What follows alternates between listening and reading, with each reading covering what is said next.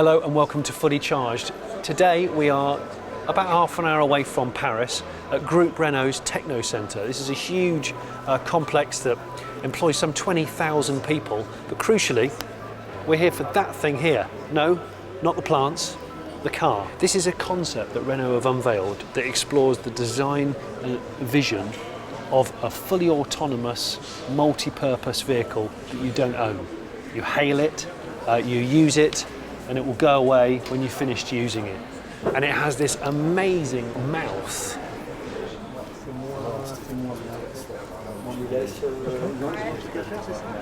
The idea here in this little demonstration is that you can walk straight off a curb, a pathway or a station platform, and get into the car. So over the last couple of years, Renault has come up with a number of different concepts exploring sport and fun, obviously zero emission and fully autonomous robo vehicles, and this is a robo vehicle.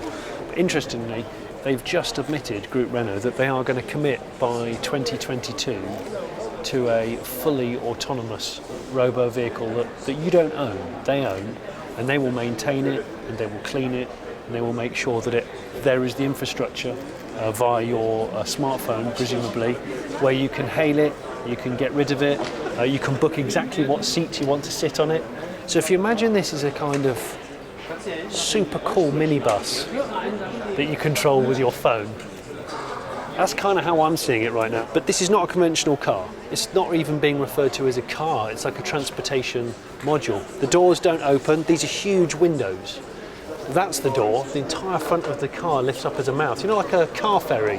And the idea is lots of glass, big areas of glazing because you're exploring an urban environment. This car is an urban-centric car. It's fully autonomous, 50 kilometers an hour max. It's a 30 mile an hour max car. Obviously, it's electric because Renault Group, the alliance, were very early adopters of ZE, zero emission. All the batteries and the propulsion are going to be under that low floor there. Talking of low, it's actually a pretty low car, 1.8 meters high. But you see these people are already scrambling around exploring it. You can walk into it without crouching. You can push a pram straight into it. You can wheel a wheelchair straight into it. And then presumably there's places to tether those. So you can see from back here, the designer made reference to the fact you've got these four strong architectural type pillars which go round the glazing and go down into the fully sort of enveloped wheels. And I would say it's probably going to have in-wheel, in-hub motors, electric motors. It goes right in here. We're seeing a lot of this at the moment at motor shows. We're seeing scrolling LED information screens which double as, I guess, daytime running lights. It's quite long. It's not very tall. Like I said, it's 1.8 meters tall, so it's not minibus tall. It's sort of crossover kind of hatchback car tall, but it's much longer because, of course, it's going to carry up to 6 people. This project started not as a car, but as a living space that moves within a city. It's got the large window concept, so you've got this idea of it being a lounge inside, not a car. So it's a relaxing space. What they did say, the idea of this is to give time back to the driver, because obviously when you're driving a car, although you can be connected with Bluetooth, you can listen to music, you can speak on the phone, you still got to concentrate. So the positive way of exploring fully autonomy is that time you can use for something else. This could be an office. We have hot desks these days, it's pretty popular. Potentially you could have a meeting in one of these with somebody. And the textures that they're using inside, you've got wood, you've got brushed aluminium. It looks like household furniture as opposed to traditional car furniture. You could see this as kind of like a tram, a tram that doesn't need rails, or a micro train. It's not even a car necessarily. We're at this stage, not just Renault, all cars where autonomy, levels of autonomy exist and you can buy them.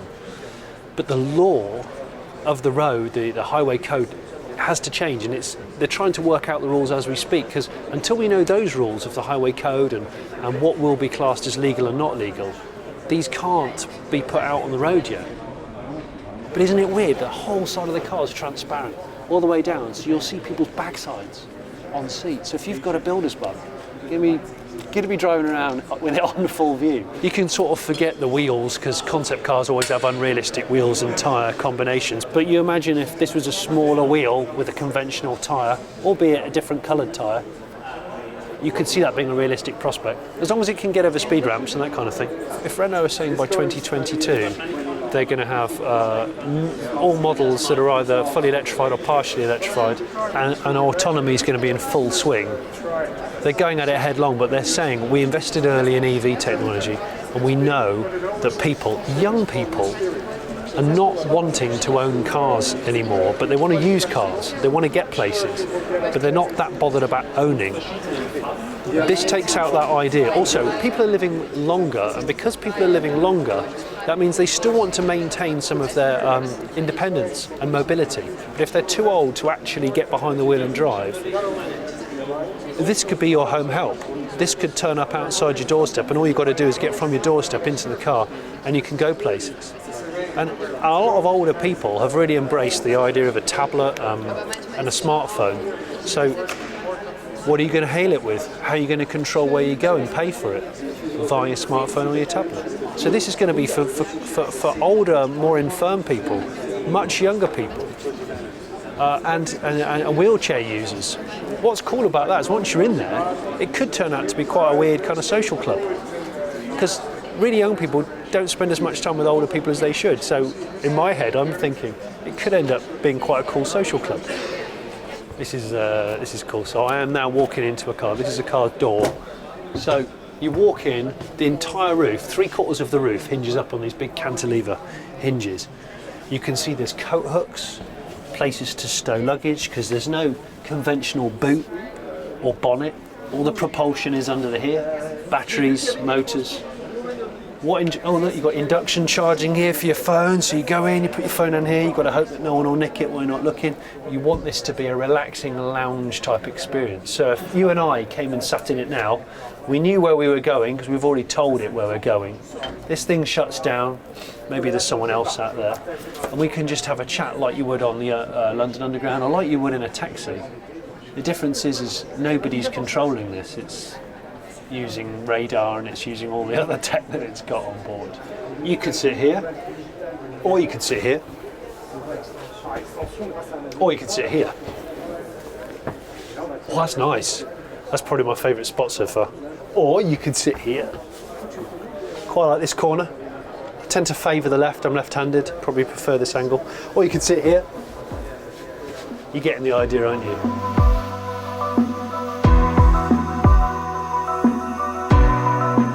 So when you get out of your floating seat in your lovely wood and textile environment, the idea of this here is it's a special waiting area. It's a design study of how a waiting area could be. So I guess it's like a bus stop with a bit more charisma. Got places to sit. You've got a little information screen here, so I guess it tells you the status of the vehicle, but you'll probably get that from your phone anyway.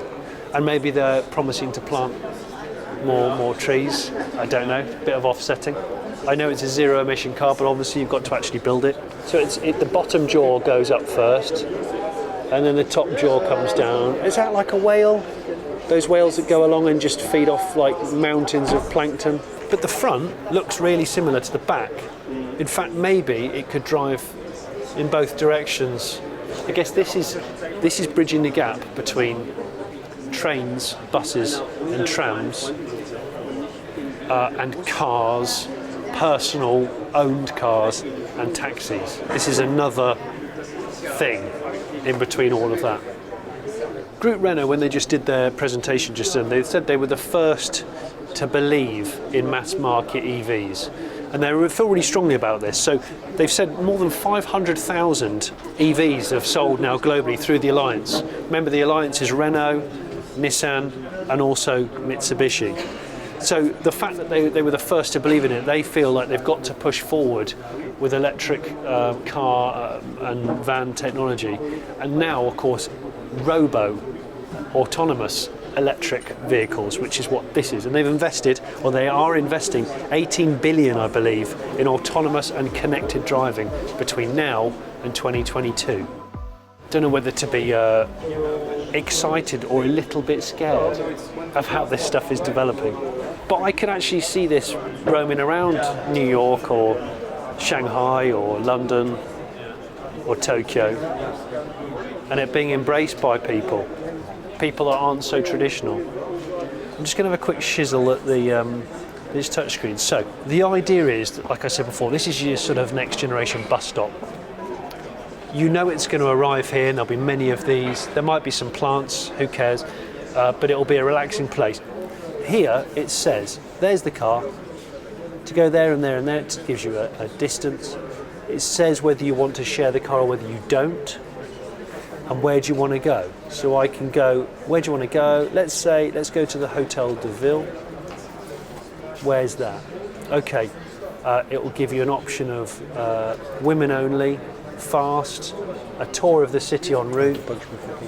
If you want to stop and go via a food place, party time, not sure what that means. Does that mean I want to go via a party? It's very European. Maybe I'll try it.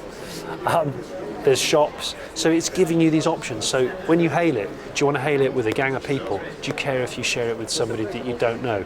Are you female and you want to just go with female-only occupants?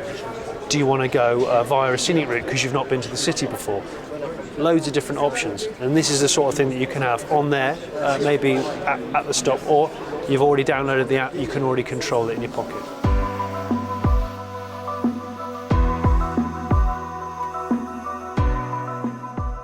This is Lawrence van den Akker. Lawrence, you are the Vice President of Design for Group Renault. Fantastic. And we're sitting in your latest brainchild, I suppose. Yeah, which is called the Renault Easy Go. Yeah. And as you can see, it's not a normal car, because you'll be hard-pressed to find a steering wheel or a driver.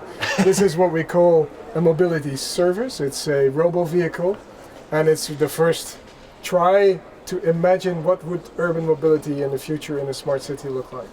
Because it rewrites the rule book, really. It's not a car, is it? You're not really referring to it as a car.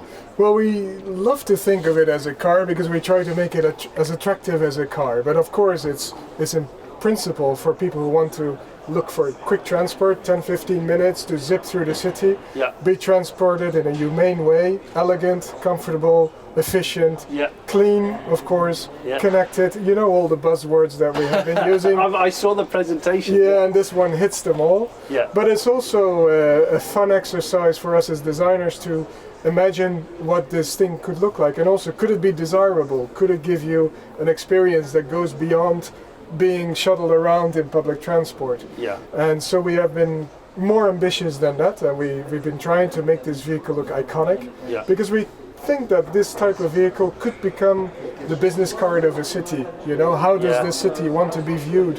Yeah. Just like a black cap is for London or a yellow cap is for New York. And we felt this was really important for us, is that the way you enter a car is the way your experience starts. And if you have to kind of worm your car way into a car, yeah. disturb three people to find your seat, yeah. we think this is not a very humane way. So the fact that you can walk in, you leave your stuff, you sit down, it feels quite natural. It feels like arriving at home and ending up on your couch. We could only do this because there is no steering wheel, yeah. and there is no driver's seat. But there was also a second consideration, which is simply safety. If you were driving in a robo vehicle and you get out of the sight, there is a risk of oncoming traffic, of course, that could pass by. Yeah. So essentially, by making you enter by the front, the car could be parked alongside the road. You are safe because the traffic enters on the side, yeah. And because you enter from the center, even if you have a pram or a wheelchair, you could park it, yeah. In the middle, and naturally you would sit yourself around. So it's actually quite a natural experience. Thank you for your time. You're welcome. This is really random. It is like a four-wheeled lounge, not a car, with a huge car ferry mouth. It's great.